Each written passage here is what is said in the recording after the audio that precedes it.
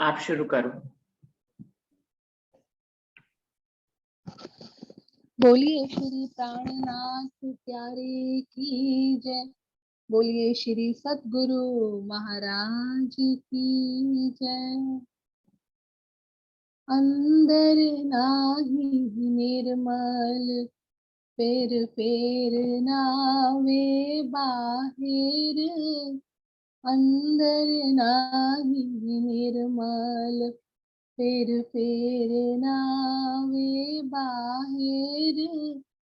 कर दिखाई कोट बेर तोहे ना मिलो करतार।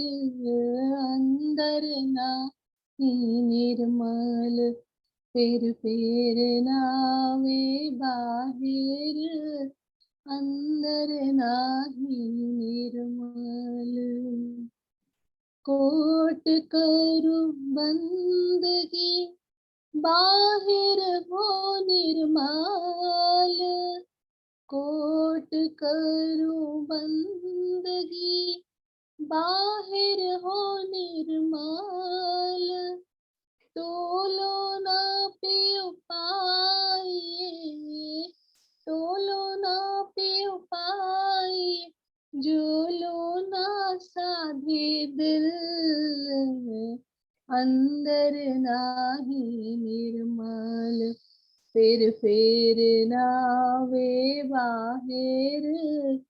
अंदर नाही निर्मल एहनिस तू भेली रहे अपने पियो के संग। एहनिस तू भेली रहे अपने पियो के संग। पीठ दे तिन पियो को पीठ दे तिन पियो को करे ऊपर के रंग। अंदर नाही निर्मल फेर फेर नावे बाहिर। अंदर नाही निर्मल कर दिखाई कोटि बेर तोहे ना मिलो करतार।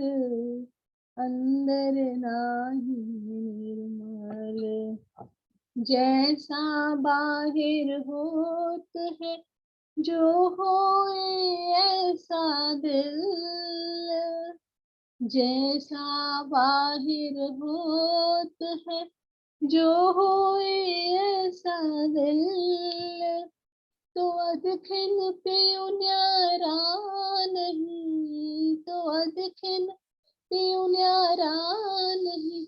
माहे रहे हिल मिल अंदर नाही निर्मल फेर फेर नावे बाहिर। अंदर नाही निर्मल तू आपे न्यारी होत है पियो नहीं तुझसे दूर। तू आपे न्यारी होत है पियो नहीं तुझसे दूर। पर्दा तू ही करत है पर्दा तू ही करत है अंतर नाड़े नूर। अंदर नाही निर्मल फेर फेर नावे बाहिर। कर दिखाई कोट बे तोहे ना मिलो करतार। अंदर नाही निर्मल तोलो ना पियो पाई जालो साधे दिल। पीठ दे तिन पियो को करे ऊपर के रंग। तो अदकिन पियो प्यारा नहीं तो अदकिन पियो न्यारा नहीं। माहे रहे हिल मिल अंदर नाही निर्मल फिर नावे बाहिर, अंदर नाही निर्मल। कर दिखाए कोट बेर, तोहे ना मिलो करतार, अंदर नाही निर्मल, अंदर नाही निर्मल। बोलिए श्री प्राणनाथ प्यारे की जय, बोलिए श्री सद्गुरु महाराज की जय। प्रणाम जी सुंदर साथ जी। प्रणाम जी अंजलि, धन्यवाद जी। प्रणाम जी। प्रणाम जी। सभी सुंदर साथ जी को प्रेम प्रणाम जी। प्रणाम जी। शुरू करते हैं सुंदर साथ जी। प्रणाम जी। प्रणाम जी। प्रथम लागू दोई चरण को, धनी ना छुड़ाइयो कीन। लाख तली लालेड़िया, मेरे जीव के ही जीवन। इन पाँव तले पड़ी रहूं, धनी नजर खोलो बातों। पलना वालों निरखु नेत्रे, मेरे जीव के ही जीवन, मेरे जीव के ही जीवन। चर्चा प्रारंभ होत है, सुनो साथ चित दे। भजो राज क्षमा श्री प्राणनाथ, सखी जीवन हमारो वे। श्री महामति कहे साथ जी, भया चर्चा का वखत। अब तुम सुनियो चित दे, लाल आगे आए बैठे इन तखत। लाल आगे आए बैठे इन तखत। बोलिए श्री प्राणनाथ प्यारे की जय, बोलिए श्री सद्गुरु महाराज की जय।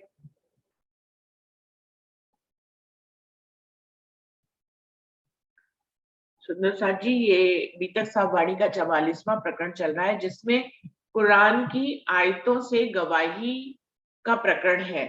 हर आयत लिखी गई है, फिर शिवजी साहिब जी ने उसका मायना भी स्वयं ही लिखा है। तो इसकी 19 चौपाइयां हो गई थी। अभी आगे की चौपाइयों पर आगे बढ़ते हैं। आयत थी मां ननसख मिन्नो अयतिन ओ मुन सिन्हा न अति विखेरिमिन्ना ओ मिसलिहा अलम तअलम। इसका मायना था, जिनको मैं रद्द करो ले मायने कुरान से ऊपर माफक मसलहत होसी खलकों में। जिन आयतों को वो शरीयत का ज्ञान लेकर आए कुरान में, अब स्वयं अक्षरति पूर्ण पारब्रह्म आखिरुज़्ज़मा इमाम मेहदी ने अपनी उन शरीयत की आयतों को रद्द करते हुए हकीकत और मार्फत की आयतों को उन्होंने हिंद में उतारा, तारतम वाणी में।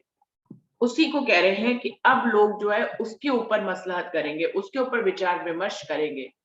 अपने द्वारा लाई गई पहली आयतों को स्वयं आखिरुज़्ज़मा इमाम मेहदी ने अपनी दूसरी आयतों को, दूसरी चौपाइयों के माध्यम से अपनी पहली आयतों को रद्द किया है, और अब सब उसी पर विचार विमर्श करेंगे। क्योंकि स्वयं शरीयत की आयतें लाए, और उस समय शरीयत की आयतों की ही जरूरत थी। दुनिया में इतनी मारकाट थी कि लोग एक दूसरे को प्रेम से देखते ही नहीं थे, मारते ही रहते थे, इसलिए उस समय शरीयत की जरूरत थी। तो उस समय शरीयत की आयतें आई। लेकिन अभी शरीयत पे चलते चलते, शरीयत और तरीकत पे चलते चलते रोज लोग शरीयत में इतना उलझ गए हैं कि वो हकीकत और मार्फत के भेदों को समझते ही नहीं है। इसलिए हकीकत और मार्फत की वाणी को लाना पड़ा, जिससे कि हम शरीयत से छूट सके। सुंदर साथ जी, जब कोई अगली सीढ़ी आती है तभी कोई पहली सीढ़ी छोड़ता है। पहली सीढ़ी को कोई क्यों छोड़े यदि कोई उसको आगे अगली सीढ़ी दिखाई ना दे रही हो। इसलिए हकीकत और मार्फत की वाणी को लाकर हमारे से पहली सीढ़ी को स्वयं आखिरुज़्ज़मा इमाम मेहदी ने छुड़वाया, वो कह रहे हैं। और माफक जमाने उनके, भुलावन करे उनको, निकाले इनों के दिल से फरामोश हुए इनसो। क्योंकि शरीयत ही सब तरफ फैली हुई थी पूरे ब्रह्मांड में, शरीयत की वाणी आई हुई थी, इसलिए शरीयत पे ही सब लोग चल रहे थे, कर्म कांड पे सब लोग चल रहे थे, नियमों का पालन कर रहे थे। लेकिन इन नियमों के पालन से वो दुनिया में और डूबे जा रहे थे। नियम क्या होते हैं? जब हम नियमों के ऊपर चलने लग जाते हैं तो सुंदर साथ जी, शरीयत की राह पे चलते चलते इंसान जो है माया में इसलिए डूब जाता है क्योंकि वो वहम करने लग जाता है। उसने यदि किसी नियम का पालन नहीं किया तो उसको लगता है कि खुदा उससे रुष्ट हो जाएगा, भगवान उससे जो है नाराज हो जाएगा, आज उसने ये नहीं किया, आज उसने वो नहीं किया। लेकिन यदि हम हकीकत और मार्फत के ज्ञान पे पहुंचते हैं तो हमें मालूम होता है कि करने कराने वाला सब खुदा है। मार्फत की बंदगी में हमें पता है कि खुदा के अलावा कोई है ही नहीं। मैं कौन होती हूँ बंदगी करने वाली, मैं कौन होती हूँ नियमों का पालन करने वाली। खुदा चाहेगा तो इन नियमों का पालन करा लेगा, खुदा नहीं चाहेगा तो नहीं कराएगा। मार्फत की अवस्था में आकर ही हमें ये पता लगता है कि सब करने कराने वाला वही है। वो चाहे तो हमसे कुछ भी करा ले, वो चाहे तो हमें भुला भी दे, हमें फरामोश भी कर दे। तो हमें पता लग जाता है, तो हमारे दिल में कोई भी वहम नहीं आता है। कभी तबीयत ठीक नहीं हुई, हम किसी नियम का पालन नहीं कर पाए तो हम किसी वहम में नहीं जाते, हम किसी माया में डूबते नहीं है, हम खुदा की मार्फत से जुड़ जाते हैं। यानी कि खुद खुदा वही है, सब कुछ करने कराने वाला वही है। तो वही कह रहे हैं कि जमाने के माफक जो है आयते आई तो सही, लेकिन फिर उनको समय के अनुसार भुलाया भी गया। भुलावने करे उनको, निकाले उन्हों के दिल से, उनके दिल से उस शरीयत के ज्ञान को हटाकर हकीकत और मार्फत के ज्ञान को लेकर आए धनी। तो कह रहे निकाले इन्हों के दिल से फरामोश होवे इनसो। शरीयत के ज्ञान में लोग माया में फंसते चले जा रहे थे, शरीयत का पालन करते करते। इसीलिए हकीकत और मार्फत के ज्ञान को लाकर शरीयत के ज्ञान को रद्द किया गया, उनके दिल से उसको भुलाया गया। ल्याऊं बेहतर उससे मनसूख जो आयते, तिनका दृष्टांत देता हूं तुम सुनियो चित दे। राजी महाराज कह रहे हैं जो आयतें पहले मैं ही लाया था शरीयत की, अब मैं उनको मनसूख जो आयतें, उन आयतों को मैंने स्वयं ही मनसूख कर दिया। ले आऊं बेहतर उससे, और उससे भी बेहतर आयतें, यानी कि हकीकत और मार्फत के ज्ञान की बातें। क्योंकि शरीयत पे चलते चलते नियमों का पालन तो लोग कर रहे थे, लेकिन उस शरीयत के माध्यम से वो खुदा तक नहीं पहुंच पा रहे थे। शरीयत के ज्ञान को तलवार की धार पर चलने जैसा ज्ञान कहा जाता है कि नियम इतने पक्के होते हैं, नियम इतने कठिन होते हैं कि वो कभी ना कभी जीवन रहते आपसे छूट ही जाते हैं।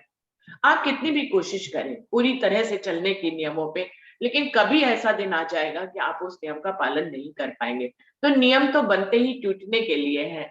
तलवार की धार पर आप कितनी देर चल पाएंगे? कभी तो पैर कट जाएगा और आप नीचे गिर जाएंगे। तो उसके माध्यम से, शरीयत के माध्यम से कोई भी खुदा तक नहीं पहुंच पा रहा था, उसके स्वरूप श्रृंगार, उसके धाम तक नहीं पहुंच पा रहा था, क्योंकि वो इतने कठिन होते थे, वो रास्ते में ही कटकर गिर जाता था। लेकिन मार्फत की अवस्था जो होती है बहुत ही सरल, कहने को तो मार्फत की होती है, सबसे ऊंची अवस्था होती है, लेकिन वो आंतरिक अवस्था से चलने वाली राह होती है। इसलिए देखा जाए तो वो सबसे सरल और सुगम होती है। आपको जाहिरी रूप से आपकी इच्छा हो आप कुछ भी करें, नियमों का पालन करें, लेकिन मार्फत की अवस्था में आप सब कुछ दिल से करने लग जाते हैं। दिल से सेवा बंदगी होती है, दिल से धनी का दीदार होता है, दिल से ही चितवन होती है, आप सब कुछ दिल से करते हैं। मार्फत की अवस्था में जाहिरी रूप से कुछ भी करने की जरूरत नहीं रहती है। हाँ, आप शरीयत को का भी पालन कर सकते हैं, ऐसा नहीं है कि जाहिरी रूप के नियमों को छोड़ देना चाहिए। मार्फत की अवस्था में आने पर करना चाहिए, उनका भी अपना महत्व है, तो उसको करते हुए आप मार्फत की अवस्था में, लेकिन उसको आत्मिक स्तर पे भी करना होता है, सिर्फ जाहिरी स्तर पे करके छोड़ना नहीं होता है। तो मार्फत की अवस्था होती तो सर्वश्रेष्ठ अवस्था है, उस पर बिना शरीयत, तरीकत, हकीकत के वहां तक पहुंचा भी नहीं जा सकता, उन सीढ़ियों को पार ही करना पड़ता है, लेकिन वो सबसे सरल और सुगम रास्ता होता है। तो कह रहे हैं ल्याऊं बेहतर उससे, जो मैंने मनसूख करी अपनी आयतें, उनसे बेहतर आयतें मैं लेकर आया, हकीकत और मार्फत की, जो और भी आगे परमात्मा के और करीब करने वाली थी। देखिए, शरीयत पे चल के भी खुदा के उतने करीब नहीं हुआ जा सकता जितनी मार्फत पे चलकर, जबकि आत्मिक स्तर से चलना है, कुछ भी बाहरी स्तर पे नहीं करना है, लेकिन उससे खुदा के ज्यादा करीब हुआ जाता है। तो कह रहे हैं तिनका दृष्टांत दे तो तुम सुनियो चित दे। अब मैंने अपनी ही जो आयतों को रद्द किया और उससे बेहतर दूसरी आयतों को लेकर आया। इसका दृष्टांत मैं देकर समझाता हूं, आप चित्र देकर सुनिएगा। एक गाजी मानिद 7-10 तन के 3 10 को रद्द करके किए 2 तन बराबर है। इसका जो दृष्टांत दे रहे हैं, अभी अभी जो 12 मोमिन औरंगजेब को पैगाम देने गए हैं, उन्हीं का ही उदाहरण दे रहे हैं कि उसमें 2 भाई मुस्लिम थे, बाकी 10 भाई हिंदू थे। उनका एकीकरण करके एक ही वेशभूषा और एक ही खान पान कर दिया। कहने का तात्पर्य क्या है कि मार्फत की अवस्था में ये नहीं सोचा जाता कि हम शरीयत के नियमों का पालन करें, कि हम हिंदू हैं हिंदू ही वेश में रहें, हम मुस्लिम हैं हम मुस्लिम वेश में ही रहें, वरना हमारा धर्म भ्रष्ट हो जाएगा, वरना ये नियम टूट जाएगा, हमारे परिवार वाले क्या सोचेंगे और खुदा हमसे नाराज हो जाएगा। तो मार्फत की अवस्था में ये सारी बातें नहीं आती हैं।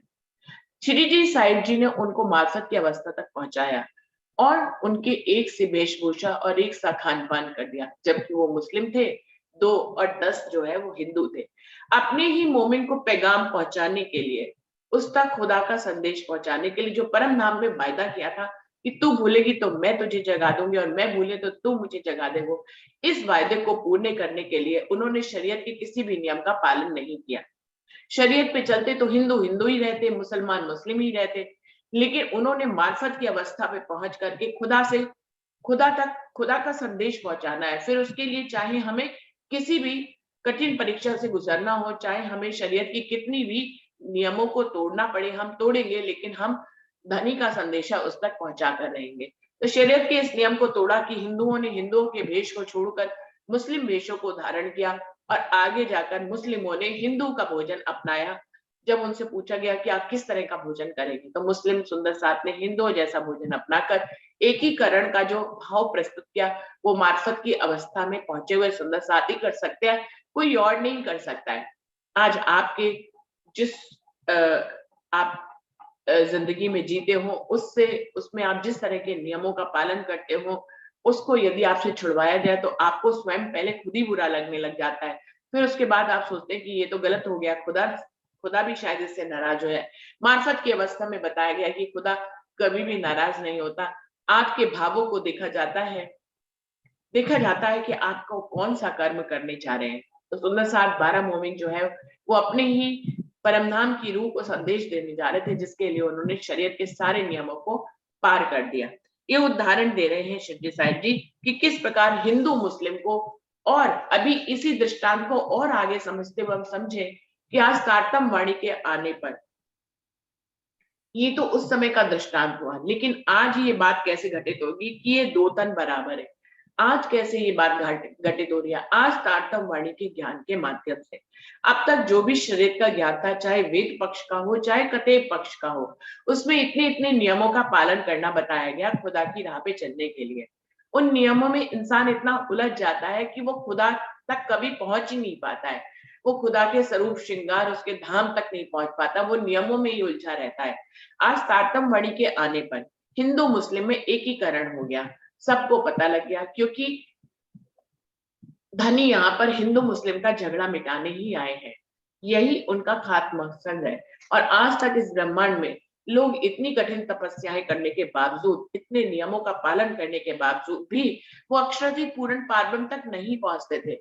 आज रास्ते को सुगम करते हुए ये तारतम वाणी आई, जिसने परमधाम का ज्ञान यहाँ पर अवतरित किया, अक्षराधिक पूर्ण पारब्रह्म की पहचान अवतरित करी, उनके धाम के 25 पक्षों को यहाँ अवतरित किया। तो ये एक सुगम रास्ता दिया, जिससे नियमों को छोड़कर इंसान मार्फत की अवस्था में आकर उस परमात्मा की हजूर बंदगी कर कर उसका दर्शन दीदार कर सकता है।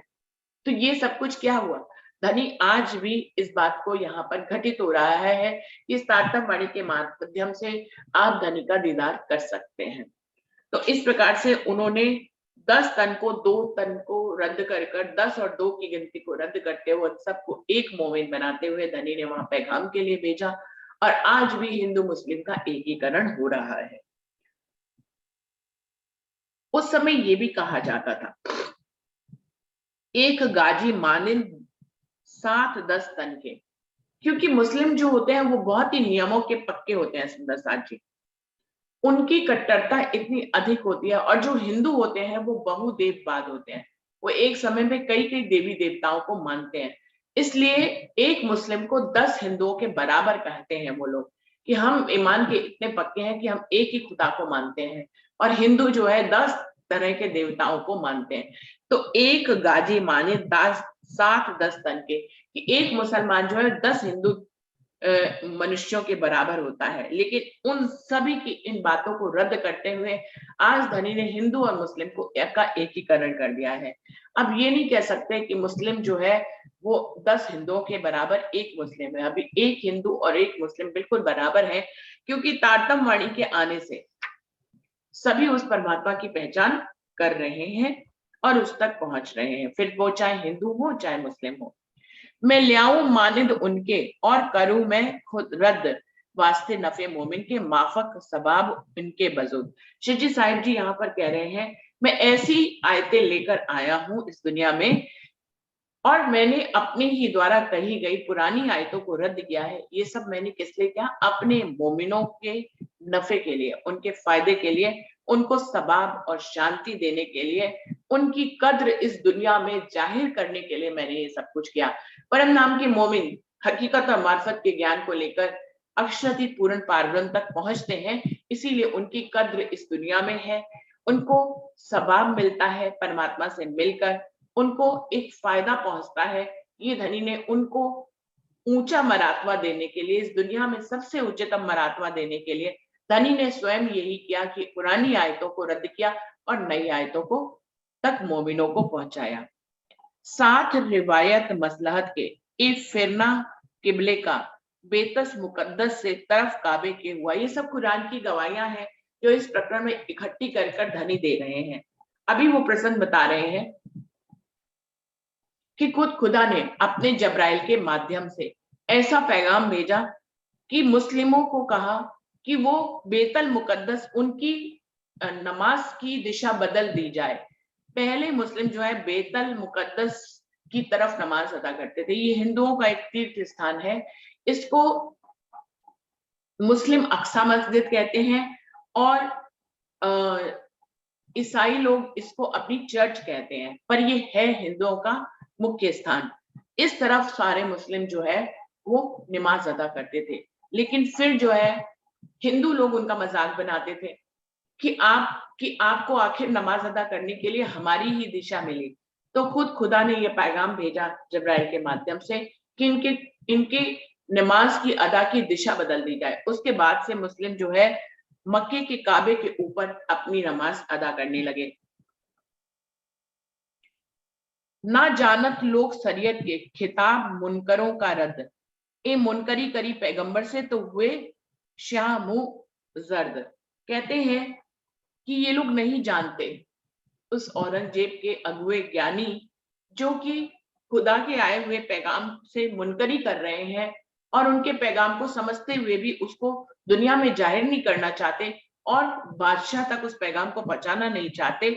ना जानत लोग शरीयत के खिताब मुनकरों का रद्द, कि मुनकरों, वो मुनकर कहला रहे हैं, उनको अब खुदा के पैगाम से फिरने वाले की उपाधि मिल गई है। उनको जो इतना दुनिया में इतनी उनकी महिमा थी, बादशाह की इतनी महिमा थी, वो सल्तनत था पूरे देश का, और उसके अगुए जो उसके साथ रहते थे उनकी भी महिमा इतनी बड़ी थी, लेकिन अब उनकी महिमा खत्म हो रही है। ना जानत लोग शरीयत के खिताब मुनकरों का रद्द, अब उनको मुनकर कहा गया और उनके जितने भी खिताब थे, जितनी भी महिमाएं थी, अब रद्द हो रही हैं, क्योंकि वो शरीयत के ज्ञान के माध्यम से कभी भी खुदा तक नहीं पहुंच सकते। ये मुनकरी करी पैगंबर से तो हुए शाहमुख जर, इन्होंने पैगंबर के पैगाम की मुनकरी करी है। खुद खुदा ने इनको पैगाम भेजा अपने 12 मोमिनों के माध्यम से, लेकिन उन्होंने उस पैगाम को समझा नहीं, बल्कि उनको यातनाएं थी, तो इन्होंने पैगंबर के पैगाम को नहीं समझा। तो शाह मुंह हुए जरद, कयामत के समय पे इन्हीं के मुंह पीले हो जाएंगे, इन्हीं के मुंह जर्द हो जाएंगे। इनको खुदा के आगे अपने गुनाहों की माफी मांगनी पड़ेगी। बीच रद्द करने यहूदों के काफर लड़ाई करते होवे इन बात से पसेमा, खुदा परवाह नहीं इनके। हिंदुओं को रद्द करते थे, लड़ाई करते थे ये मुसलमान, हिंदुओं के मंदिरों को भी ये आगे नहीं बढ़ने देते थे, उन मंदिरों को भी तोड़वाते थे। किसी भी तरह से ये काफिर और मुनकर लोग जो है वो लड़ाई कर करके हिंदुओं की सल्तनत को खत्म करना चाहते थे। होवे इन बात से पशेमा, खुदा परवाह नहीं इनके, इनको इसी बात के लिए बाद में जो है पशेमान होना पड़ेगा, सर झुकाना पड़ेगा। खुदा को इस बात से कोई भी फर्क नहीं पड़ता है कि किसका राज्य है और किसका राज्य नहीं है। वो तो अपनी बादशाही से, अपनी उसके हाथ में सब कुछ होता है, वो जो चाहे वो कर सकता है। उस बात से उनको पशेमा होना पड़ेगा, खुदा को इस बात से कोई भी फर्क नहीं पड़ता है। एह हिकमत इलाही करी पातशाह मसलहत, तो गाफिल हुकुम पैगाम से जो रद्द बीच कयामत। वो कह रहे हैं ये जो सनंद बाड़ी जिसमें हकीकत और मार्फत का ज्ञान आया है, इस पैगाम को लेकर जब ये सनंद उतरी, तभी शिरडी साहिब जी ने ये विचार करना शुरू किया कि वो औरंगजेब को पैगाम दे। विचार तो उससे पहले भी कर रहे थे, लेकिन दृढ़ता बहुत ज्यादा सुंदर साहब के दिल में आई तब जबकि सनंद वाणी धनी ने उतार दी। तो कह रहे एहे हिकमत इलाई, ये धनी की मेहर थी जो उनके ऊपर उतरी थी, हिंदुओं के ऊपर उतरी थी। करी पातशाह मसलत, और इसी के माध्यम से धनी ने सनंद के माध्यम से उनको पैगाम पहुंचाने के लिए सुंदर साहब से मसलहत करके उनको वहां पर भेजा, जो गाफिल हुकुम पैगाम से, लेकिन खुदा के हुकुम से भेजे गए इस पैगाम को जो है गाफिल लोगों ने रद्द कर दिया। तो रद्द बीच कयामत, तो इनकी जो है महिमा कयामत के समय भी रद्द हो जाएगी, इनको इस सब का गुनाह लगेगा और इनको दोजख की अग्नि में जलना पड़ेगा। फुरमाया खुदाए ने ए थे भूलन वाले, तो ए हुए मुनकर तैयार हुए लड़ने के। खुद खुदा अब ये भी फरमाते हैं, खुदा फुरमाया खुदाए ने, खुद खुदा अब ये भी फरमा रहे हैं ए थे भूलन वाले, इनको तो भूलना ही था। क्यों भूलना था? क्योंकि ऐसा पहले से ही लिखा हुआ था, जो धनी ने करना होता है वो पहले ही अपने दिल में ले लेते हैं। तो वो तो पहले से ही लिखा था कि मुस्लिम जो है पैगाम से मुनकर होंगे। जब सुंदर साथ जी किसी का माइक खुल गया है, उसको बंद कर दीजिए। नहीं जानते हो फुरमाया खुदा ने एते भूलन वाले, इनको तो भूलना ही था, क्योंकि खुदा ने पहले से ही अपने दिल में धारण किया था कि ये खुदा के पैगाम को लौटाएंगे ही। तो ये हुए मुनकर, इसलिए ये मुनकर हुए, क्योंकि पहले से ही लिखा हुआ था कि इनको मुनकर होना ही है, इसलिए ये मुनकर हुए, तैयार हुए लड़ने को, इसीलिए ये तैयार हो गए हिंदुओं से लड़ने के लिए। नहीं रखते हो मालूम, अब जानोगे तुम, जब खराब होगे हक के हुक्म। वो कह रहे हैं इनको पहले से इस बात का पता नहीं था, तभी तो ये खुदा के पैगाम से मुनकर हुए। लेकिन खुद राजी महाराज कह रहे हैं अब जानोगे तुम, लेकिन अब वक्त आ गया है कि तुम जानोगे कि तुम्हारा क्या हाल होने वाला है। जब खराब होगे कयामत के समय, जब तुम खराब होगे राजी महाराज के हुक्म से, उस खुदा के हुक्म से, जब तुम्हारी हालत खराब होगी, तब तुम जानोगे कि तुमने किसके पैगाम को लौटाया था। अब एक और आयत है जो गवाही के रूप में दे रहे हैं, अन अल्लाह अला कुल्ले शैइन कदीरुन। आगे इसका मायना लिख रहे हैं, नेस्त करने ऊपर इनो के ताई खुदाए है, सब चीज पर सावती कादर है इब्तदाए। लिखा है इनको नेस्त नाबूद करने के लिए खुदा अपने मोमिनों के साथ है। वो मोमिनों के, जिन मोमिनों ने बंदगी करी, मासद की राह पर चले और उनके हर पैगाम को कबूल किया, खुदा इनों के अंदर है, इनों के साथ है, वो हमेशा इनों के ताई है खुदा है। मतलब खुदा इनके साथ रहता है, इनके अंदर वो अर्श दिल कर कर विराजमान है। तो ऐसा खुदा जो है, ऐसे जो मुनकरी करने वाले हैं उनको नेस्ता नाबूद कर देता है सब चीजों पर साथी कादर है इब्तिदार। वो खुदा जो है वो कादर है, हर चीजों का शक्तिशाली है, उसके हाथ में सब कुछ करने के लिए महिमा है उसके हाथ में, वो सब चीजों पर सावती है, वो कुछ भी कर सकता है, वो किसी को महिमा दे सकता है, वो किसी को जो है नेस्ता नाबूद कर सकता है। चाहे ताको रद्द करे, करे चाहे नहीं पैदाए, इस सत्ता सब ऊपर जो चाहे सो करे खुदाए। ऐसा लिखा हुआ है कुरान में भी और हिंदू धर्म ग्रंथों में भी।